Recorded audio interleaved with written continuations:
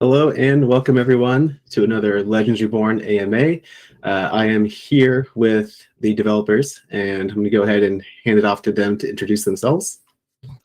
Go ahead. Guys, I'm Govind, Gofu on Discord. I'm the design director at KFF. Handing it over to Kimo. Hi, I'm Kimo, Undead Pixels everywhere. I'm the lead designer on Legends Reborn. I'll hand it off to Rob. I'm Rob, Robot on the Discord. I guess I'll hand it back to Cade. I did forget to introduce myself. My name is Cade and I'm a product manager at Gala Games. So thanks everyone for joining. Thank you guys for joining us and showcasing what we can expect to see in the game coming up very soon. So I guess the big topic today is the big change to gameplay and what you've called the Kimo build. So I will hand it off to you, Kimo, to kind of kick us off and tell us more about all the changes for the next playtest. Yeah, so this is a big one. It's a big one. Almost everything has been touched in some way. Yeah. Almost, not everything. There's a couple of things that weren't changed. So we probably won't cover every single aspect in detail. There'll be some stuff for you guys to discover once you're actually in the game, but we'll definitely talk about all of the big changes, especially some that aren't as obvious or don't have like a description, like a status effect change. Yeah, so let's see where to start. So I guess jump into a game. That'll let us point at some stuff while we're talking about it.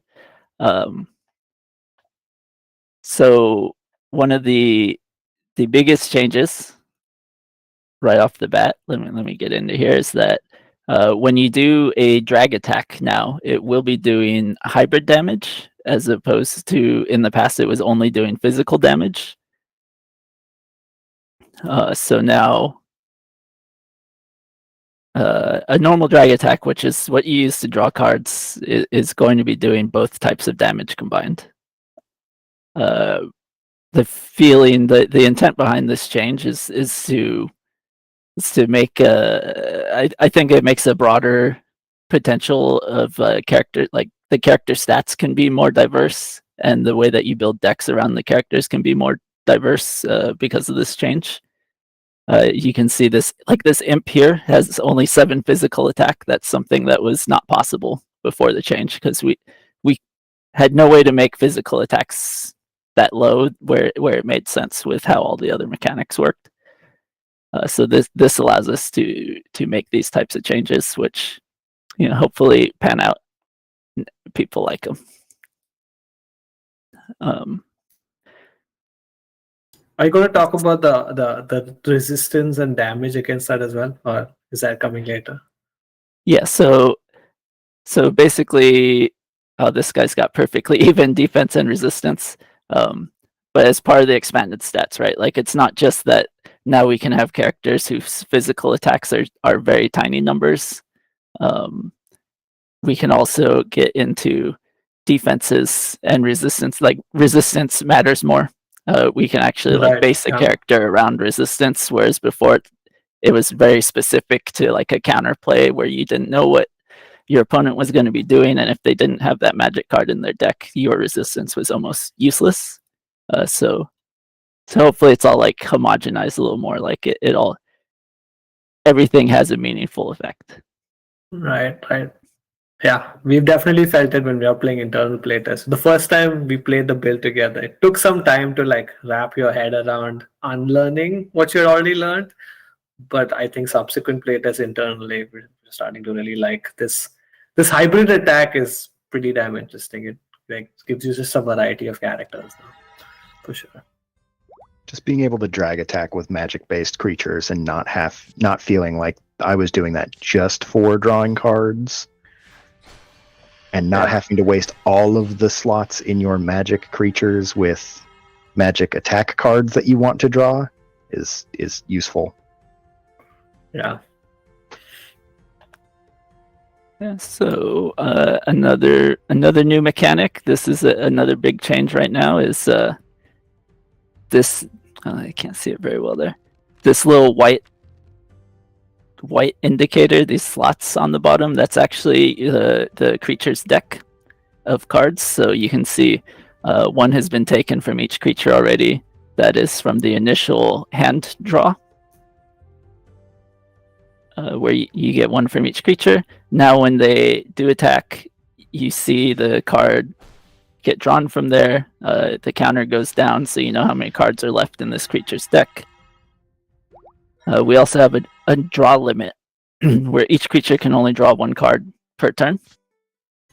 So you can see that my guy has this little lock, meaning if I had enough energy to do multiple attacks, only one card would be drawn.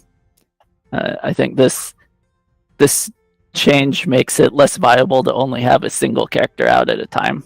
There's definitely a benefit to having multiple characters, allowing you to draw more cards. It also fire. the new burn. The new burn effect, yeah. There are a few new effects as well. Yeah, so this is really against the single mimic meta that was developing, right? Put the mimic out there, wait for it to die. Can't do that anymore because you can't draw a lot of cards by just having one creature on the board. I see. Yeah. I haven't ever used to play that way, but I can see how that was like the developing meta for sure. Yeah, is that still viable though, Chemo? Like having just a couple of creatures on? Like, do you think, or no? This heavily negates that. I don't think it's like removed it completely. It would lean more towards like an aggro type deck that wants to rely on basic attacks more than a bunch of card plays. But you know, we do want to keep options open, right? We don't want to just like cut a strategy completely out of the game. So hopefully we didn't push it too far away. If a few people still keep doing that, then I think that's a good thing. We just don't want it to be a prevalent dominant strategy. That's something to also realize, and at least I've realized how Chemo and Rob design is if they see a dominant strategy, we just don't want to say don't do it. It'll just be, you will control it where it's still viable, it's still fun if you pull it off correctly, but it's not a straight win. So don't expect us to like completely hammer ban something, right, Chemo? You'll always want to create a situation where like, okay, that's still fun but not as dominant, right? Like that's how you're kind of designing it, right? Yeah, basically we want to make it so that there's effort involved. Like, right, yeah, you gotta either get lucky or try. Yeah. Oh man, what's the next big thing to talk about? Is that a Galacorn on your creature? There is a Galacorn hiding here. So we can. I think this is the first time we're showing it in 3D. So everyone that attended Gulliver's, oh no, not everyone. People that found the secret cards at Gulliver's may have one of these in their accounts that they'll be able to use in this playtest. And so that kind of rolls on to this creature is not in the free-to-play rotation. We actually are starting to have support for creature NFTs in this build. It's not completed.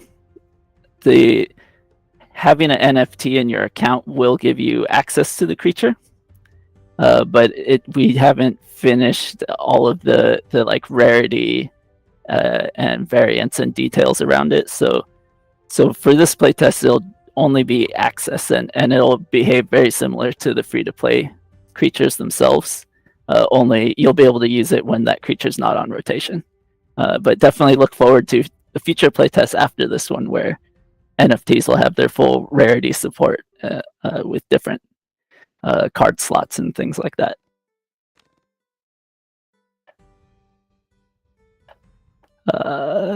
This guy's got a real powerful passive right now where he gives area immunity. But you gotta explain why that's powerful, because like that's plague and fire, right? Like the new plague and fire, bane of my existence. But yeah, cool. Status effect stickiness is at an all-time high. Yeah. Yep. So another big change is we've moved away from, as much as possible, we've moved away from turn counter based status effects. Most of the status effects now are like activation requirements, are semi-permanent. For example, like adrenaline, once you apply adrenaline, if you attack every turn, you'll keep that adrenaline forever. The first turn that you don't attack, that makes your adrenaline disappear. So it's more like a use it or lose it kind of situation. Not, we've gotten rid of the like adrenaline for one turn, adrenaline for 2 turns. On the flip side of that, cripple effect, so adrenaline decreases the cost of your attack, cripple increases the cost of your attack. The cripple will stay on your character permanently until you do an attack. So as someone who uses cripple, you know that once you've applied it, that person is going to like, they can't avoid the effect by waiting it out anymore. Everything you gotta like push through, clear off your statuses through counterplays or the actions required to clear them off, which also makes things like cleanse and erase more important. Right. And immunity, right? Now because you know if the opponent has a deck that's going to put a bunch of debuffs on you, immunity essentially says that the next couple of times you get a debuff, it won't get applied, right? So that's why the Galacon right now is pretty damn important for certain counter players. If you know they're very debuff heavy, you want to get that Galacon in there. Yeah, much like other effects, like so immunity used to be like 1, 2 turns, 3 turns kind of counter based. Now your immunity is permanent. It just blocks the application of an effect. So once it blocks an effect, then it goes away. So it's again like once you've spent your energy to cast it, you know that it's going to have some kind of benefit. It can't just be avoided by skipping a few turns and waiting it out. It's going to remain there until it does its job.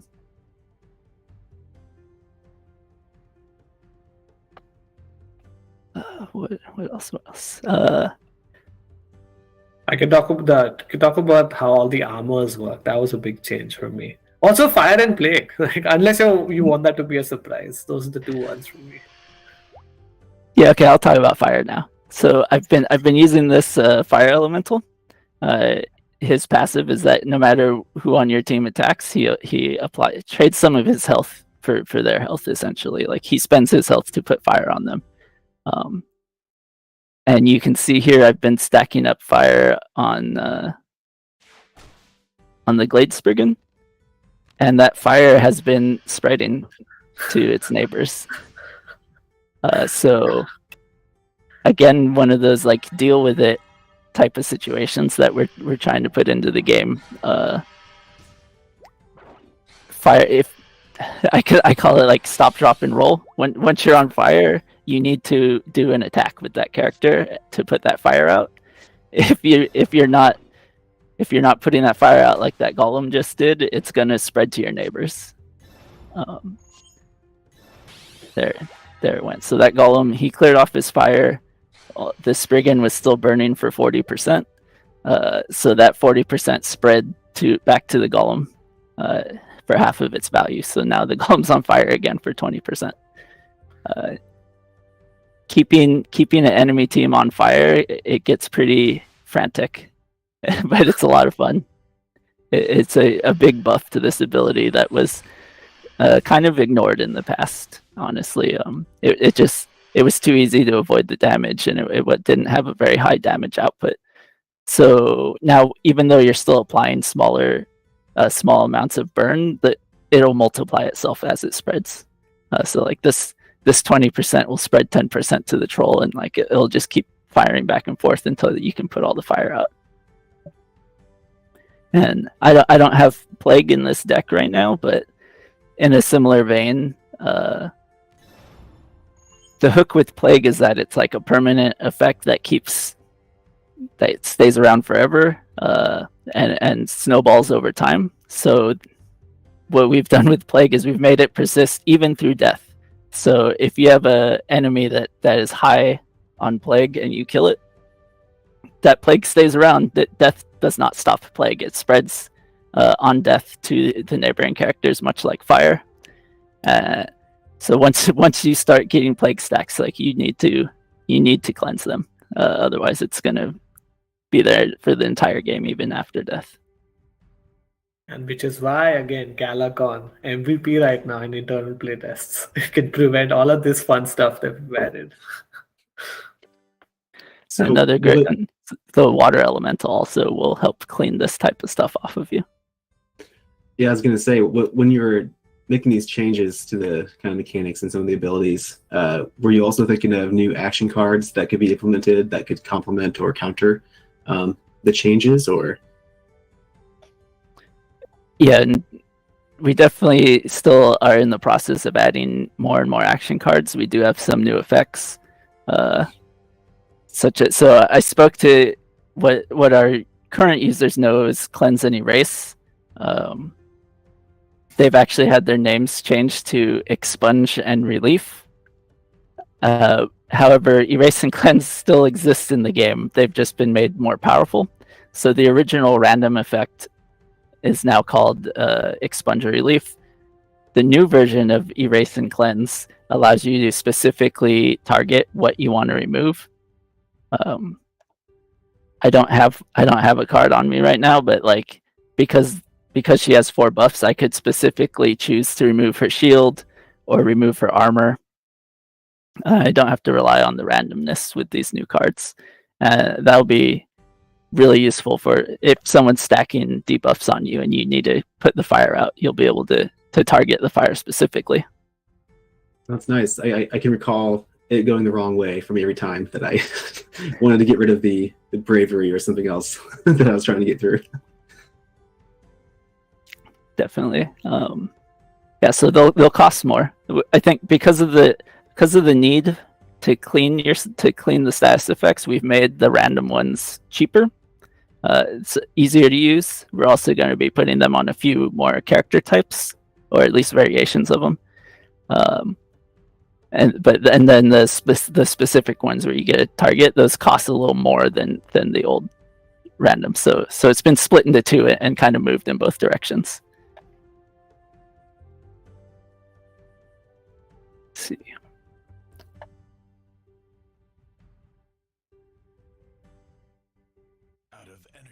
Let me try and get to this. We've got improved previewing.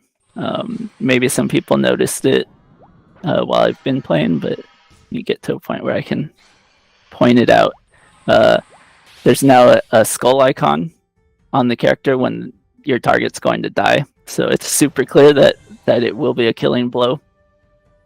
You don't have to guess. One away from death. Yeah. And more little tiny sliver that you couldn't see was there.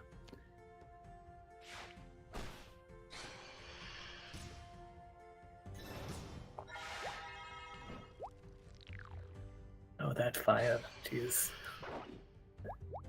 Reminds me of our playtests.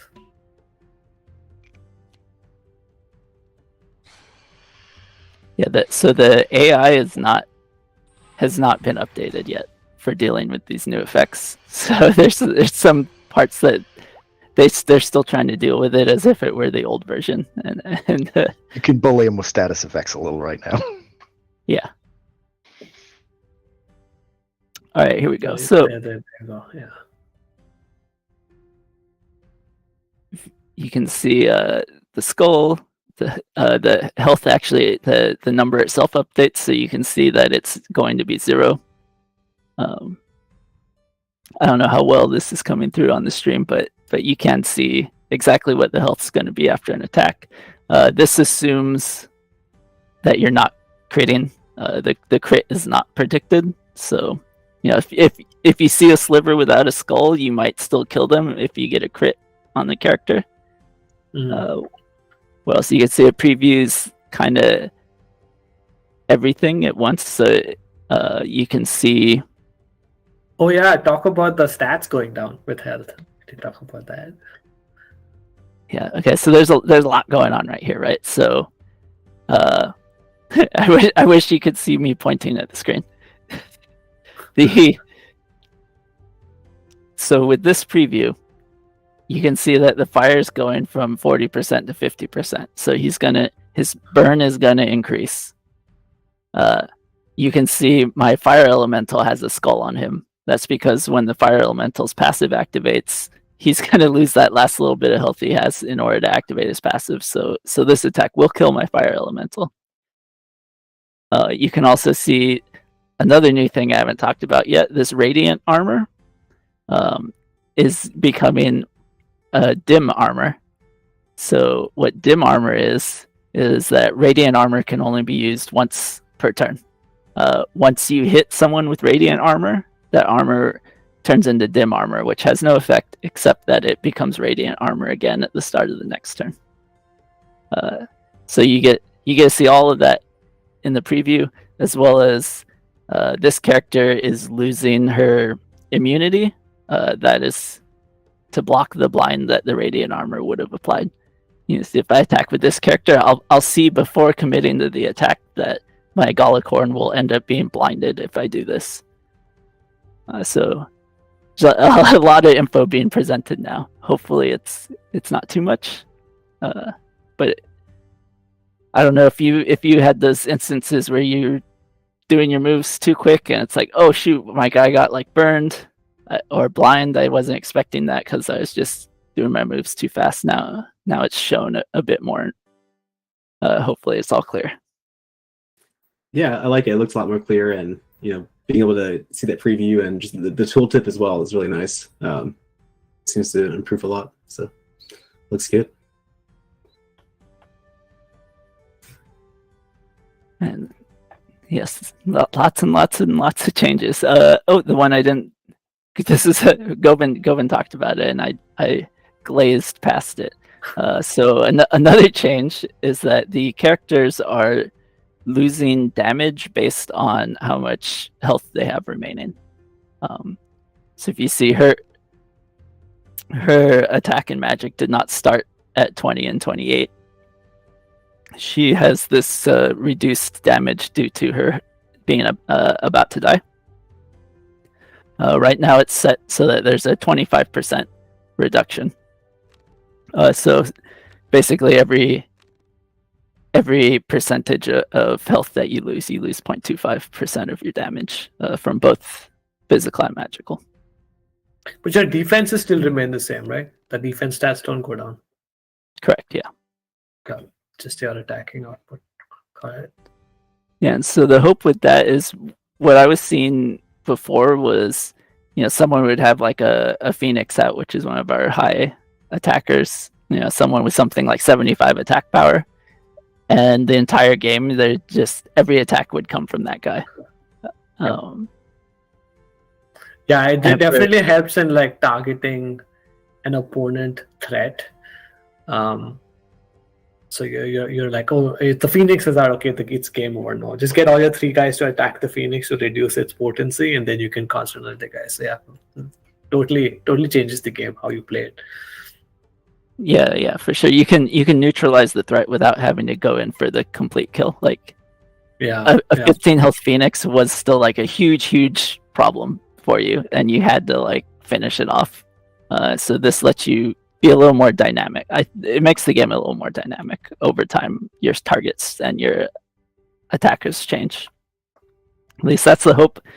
We'll see how it goes once it's a wide playtest and what kind of feedback everyone gives. Yeah, really curious to see how those guys who are always in the top 10. Yeah, what it does to them. Yeah. Hopefully not too much frustration. And then another change. Do I have 2 types of armor? I didn't put 2 types of armor in this deck, I don't think. But characters can only have 1 armor at a time now. So anything that's been classified as an armor, it erases all other armors on application. We have also made thorns an armor, so it is now called thorn armor. which means that you can't have thorns and blind, or thorns and burn, or poison and burn. There's only one punishment for the attacker per unit. And Makes sense. this also makes some interesting situations where you have like the Gale Shaman that gives radiant armor, but the Flaywing Harasser that gives void armor. So even within your own like creature passives, you kind of have to manage how you're placing your creatures and when their passives are activating. It's another layer of deck management in that regard. Possibly also a people who were playing the Dark Knight hero will feel this the most, because all of your hero cards were throw armor on everyone, and now you kind of have to wait for the situation to change or for your armors to peter out before refreshing everyone with a new set of armor. It's true.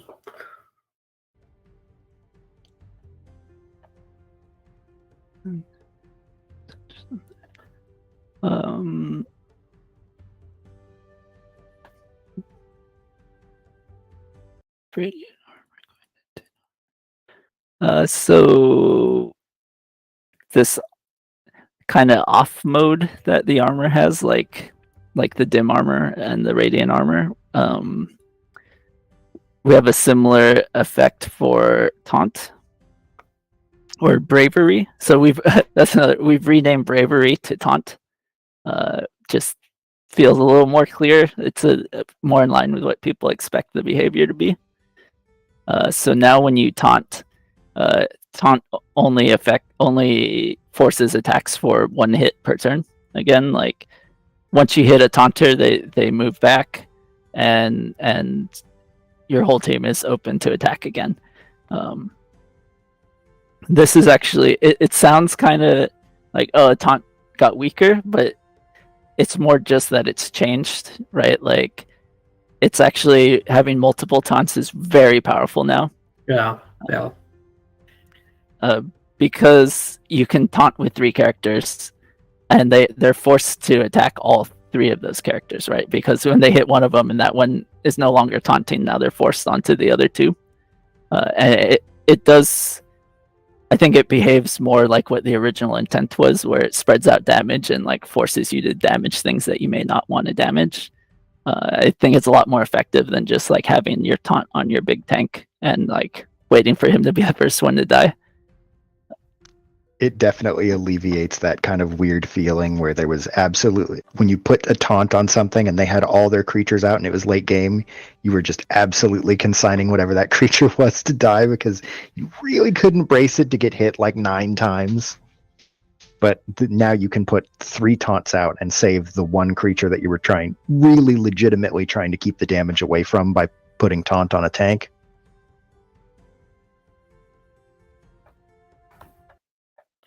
Yeah, Yes, again. it's definitely changed it for sure. I mean, with this build, with internal playtest, it's all about like having more creatures and more options, and then spreading out the strategy. Like the single focus gameplay, which was, I guess, it was okay, but it did make it simple. This really takes the game forward. But yeah, we'll see what other people say. I mean, we like it. Yeah, so with all these changes, is there an easy way for the community to digest it in text format on changes? Is there a new? We do have we will have the player handbook V2. I think we'll be able to publish that today after this AMA. So look for that. But really the best way is just to get in and play, right? Get on our Discord, ask questions. We've got a real helpful community, and they'll all be learning along with anyone that's new to the game. And we'll be there, of course, answering questions beyond this AMA, because I'm sure once the playtest starts, there'll be a lot of questions. Excited for all the why did this happen to me? Yeah. I know I'm going to be saying that quite a bit. Wait a second. And there's some other. So for our experienced users, I'm gonna run down a couple more quickly changes, like high level changes. So mindless is now removed when the creature takes damage. Also, if you put mindless on an opponent creature, you can still target that creature yourself. So mindless only prevents the creature's owner from using cards on it. Evasion is now permanent until the creature attacks or takes damage again. So if you want to just kind of take them out of the game for a little bit, you can throw an evade on them, but then you can't use them either, so there's a trade-off there. They can also be hit by critical attacks. So if you don't have an attack card, magic card, to deal with someone that has evasion and is hiding, if you happen to have someone with pinpoint or a marked or just a high natural crit, like the Spider Queen, it's another way to get through evasion. Shields no longer stack. You can only have one shield at a time. Again, trying to speed up gameplay, trying to make you need to like put in a little more effort than just like stacking 10 shields on someone in a turn and then getting that benefit for so long. Blind is also removed if you take damage. So if an opponent blinds you, you have a potential option of trying to wait it out, seeing if they'll poke you to clear it off, so you don't necessarily have to eat the cost of an attack to clear off your blind. Confuse now ignores taunts. So again, going back to that world where you throw taunt on someone or you throw confuse on someone trying to mitigate damage, the fact that confuse still respected taunt. We went back and forth on this, right? Like you want confuse to be a random attack. You want taunt to absorb damage. How do they interact? They kind of negated each other in a way we didn't want. So now confuse will ignore the taunts and be able to attack anyone. Poison got a really big buff. So poison now does damage based on how much it's stacked up. So poison will stack by percentage. As you stack more and more poison, they take more and more damage, and that poison just decays each turn by 10%. So it can do a lot more damage in one turn if you stack it up. Ooh, okay, that is my big rundown of like some key changes that I know had questions in the past, so I just wanted to quickly cover them. Going beyond the next playtest schema, and given internal playtests and stuff, do you already have an inclination of what the game is still missing or what you think needs focus beyond this playtest? I don't want to go too deep without getting feedback, right? Like, right, that's fair. Yeah. There's always more to do. I'll say right now, we want more expensive cards. The cards in the game right now kind of peter out around like 40 energy cost. We want to get more cards that are in that like 60 to 80 energy cost range. Just to basically like the snowball at the end, right? You want the momentum at the end, those big cards at the end, right? That's what you're kind of going for. Yeah, basically big cards, high efficiency damage for high energy cost. Absolutely. We need finishers, right? Yeah, that's what it is. Cards, Finishers. Yeah, we've not had that for a long time, so that's why there are situations in past playtests where you're going to win, right? You're going to win. You're like four creatures up. They have one creature left, two creatures left. They're just delaying the inevitable, and this is where I think like a 60 or an 80 card that you can only play on turn 5, to turn 8 or turn 10. That's when you're like, okay, this game is over. Let me just finish it. So yeah, makes sense.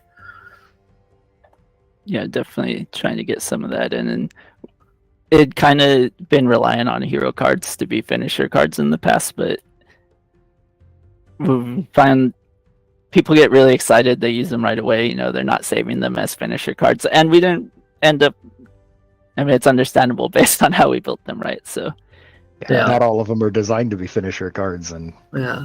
there's Yeah. some heroes that don't have a reliable finisher card as one of their hero cards. yeah, I think we found that relying on the hero card draw mechanic to be a finisher, like it didn't play out the way that we wanted it to, right? So now we need to get some that are just normal in your hand style. And then once we do have a lot of expensive cards, I think we're gonna need to add a mulligan in case you draw all of those as your opening hand. Yeah, that's true. Cool.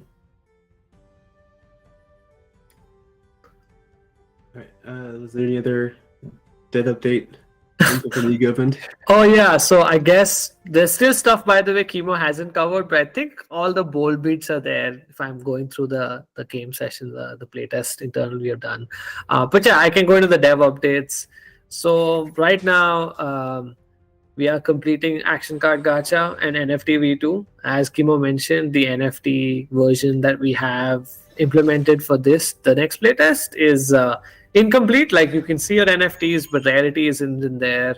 The impact of rarity in terms of slotting of action cards isn't there, but we are completing that as well. And once that is done, the team will start moving on to the retention features that we talked about. So the Fitui, player versus player battle pass, those are our focus features. So we will start working on that. And finally, based on our last AMA, I think internally the team is now figuring out a playtest schedule that we can publish for the entire Q1 of next year. So which means there will be a calendar of playtests going, where we can decide on way before. So there's some consistency of, okay, this is when I can always expect the servers to be up. But that's my dev update. Yep. Speaking of playtests, we do have our next one, which is going to start Thursday, 12 p.m. Pacific time. So, like the past playtest, that's when the leaderboard will start, and then I think, if I'm not mistaken, it's going to refresh once or twice throughout the playtest. Yeah, same format, about 2 to 3 weeks, and then we will reset every week, right, Rob? That's what you're planning?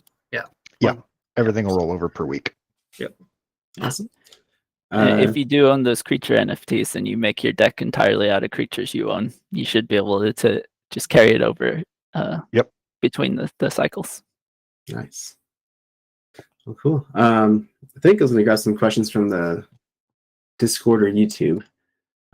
Unless you guys had anything else you wanted to touch on. No, I think we're in a good spot. Yeah.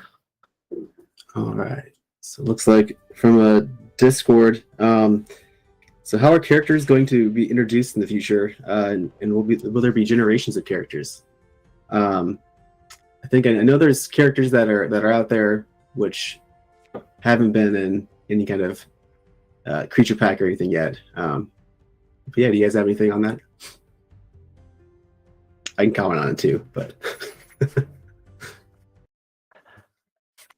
I don't think we have exact details. I would expect them to be released in sets, right? Like maybe 10 at a time, maybe more, maybe less. Like we'll need to work that out. I would expect it to be similar to like a card game expansion pack, right? Where kind of a new set of things is dropped all at once, not like other games, not like a free to play traditional game where it's like, oh, we drop something like every week, every other week. This will be more like a card game where it's like, oh, this new set is out, and it should be like a group of characters, a new mechanic, some new action cards that like rely on that mechanic. That would be my expectation. nice. And let's see. I didn't see a whole lot of questions actually. Now I'm looking through it all.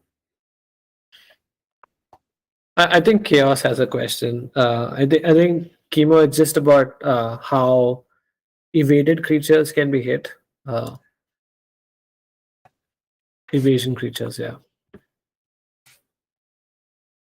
Okay, I see it. Yeah. So right now, evaded creatures can still be hit by physical action cards. What we've gone with is just that someone with evade can't be the target of a drag attack. So yeah, basically you need to play a card to counter evade. This with the includes like a exception of hybrid the crit. attack. Sorry, go ahead. Yeah, I think in the past we were saying that evade could only be hit by magic, and like physical wouldn't hurt it. So that's the old way of thinking. You can stop thinking like that now. It's just straight up like drag attack versus non-drag attack is how we're going to separate evade for now. But we're welcome to all the feedback you have after this playtest, and we can keep looking at it. Cool. Sounds great. Let's see. Anything else? I can see someone typing. I'm not sure if it's a question, but yeah, I guess anything that you guys are looking forward to come early next year. Which feature are you looking forward to the most? For me, I think it's player versus player. Yeah. It is getting people to play with their friends and getting them into the ecosystem. All right, there was a question. One last one. It says, any updates on venues, how to upgrade, earning mechanics, day in life of a venue owner? So I don't think we have much more to share on that, other than our last conversation we had with that in the previous AMA. But I believe in Q1 we'll have some more information on more details with that. So, but well, great. I think that we can wrap it up now. Thank you so much, guys, for taking the time to sit here and go over all the features. I'm sure there'll be a lot of questions and conversations in Discord. But yeah, thank you everyone for watching, and yeah, we'll see everyone at the tables. And don't forget, playtest starts Thursday, December 8th at 12 p.m. PST. All right. Well, thanks so much, guys. Thanks. And as you say, see you at the tables. See you at the tables. At the table. Bye, everyone. All right. Bye, guys. Thanks.